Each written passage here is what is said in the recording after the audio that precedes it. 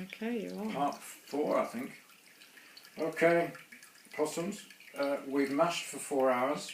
We've removed the blankets and sophisticated insulation from the mashed tongue, and by a feat of using 8 hands, we've raised the plastic bucket out of the wort and suspended it nice and high, as you can see, so that we can then sparge with our hot kettle.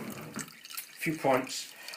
Because this is the first time I've used a new boiler, the old faithful bucket is a bit small, so I've had to bodge something here, a piece of pipe, for this hook to fit.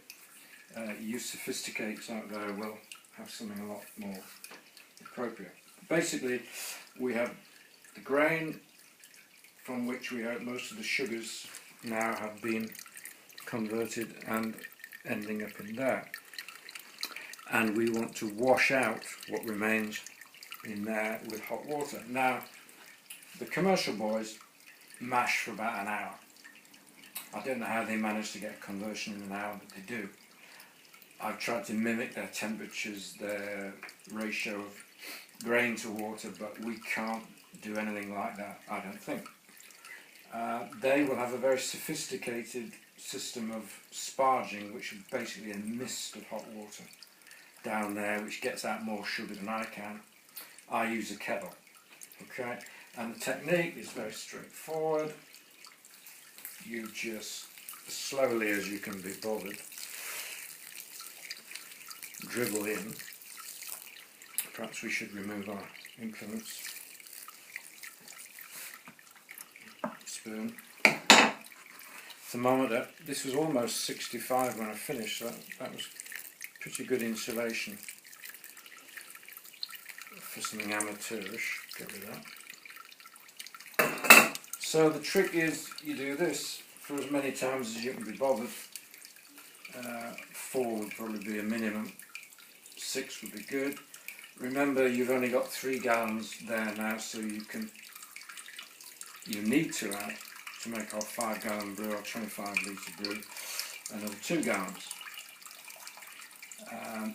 You probably stopped when the fluid level came up to the bottom of the bucket anyway. So there's one kettle. I'm not going to film them all, that would be very boring for you. So I shall do another few more. When I finish sparging, I let this drain into there for a few minutes. Turn the boiler on, add the hops, put the hops in there. Boil very slowly, a slow rolling boil for about an hour and a half. No lid, keep the lid off. You want it to breathe. I might pop that over in the brew bucket for a few minutes to drain properly, and then put that liquid in there when it's boiling. So that's the sparging process. 4, 5 or 6 of these. The temperature, I should say, is not boiling. The temperature wants to be about the same as the water was when you bunged in the malt. That is, say, about 75 degrees C.